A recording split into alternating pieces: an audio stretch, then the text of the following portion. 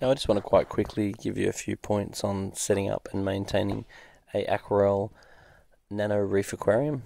So this is the 30 model, and it is a perfect aquarium to be used for fresh water. And if you do want to, of course it is designed to be used for salt water. It does have a twin PL light, which I very successfully grow corals underneath.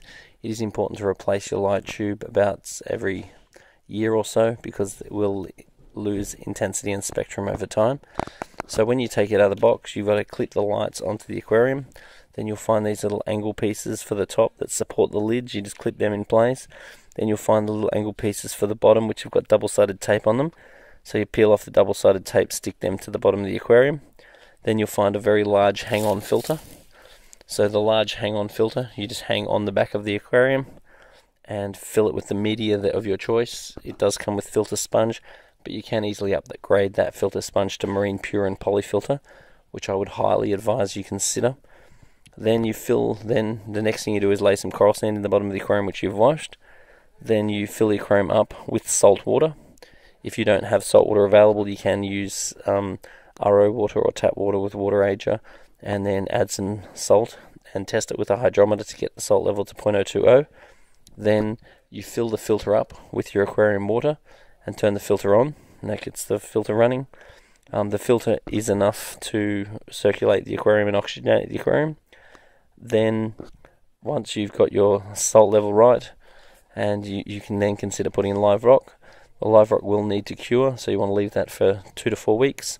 Then you want to test your ammonia and nitrite, make sure it's okay.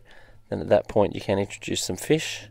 I like to introduce fish at a low salinity, 0.020, and if I start introducing corals, I will like to bring that salinity up when I'm not adding fish, and I'll never add fish more regularly than 1 month apart. Then when it is time to clean the aquarium, I like to make sure there's plenty of snails and abalone and various things that will help me keep it clean. I'll also use various products such as Ultimate Aquacare's phosphate remover that will help to reduce the amount of maintenance I've got in the aquarium. Then I will take any filter material out, which might be filter sponge, might be polyfilter. If it's polyfilter, I will look at the color of the polyfilter and replace it when it turns black. And the marine pure, I will just give that a wash in water that I've actually drained out of the aquarium. And if you do run the sponge, then it obviously needs to be cleaned in water from the fish tank as well. In the bottom of the pump, there is also a power head, which you can just clip out and clean the little impeller that's inside it to make sure that's all running nicely. And I like to make sure that I do at least about a quarter water change using a gravel cleaner every 2 to 4 weeks. So anyway, there's just a few little tips on setting up and maintaining these tanks. But they're very cheap to buy, very economical to run, and really, really worth looking at. Beautiful on your kitchen bench or desk. Perfect for a pair of Nemos.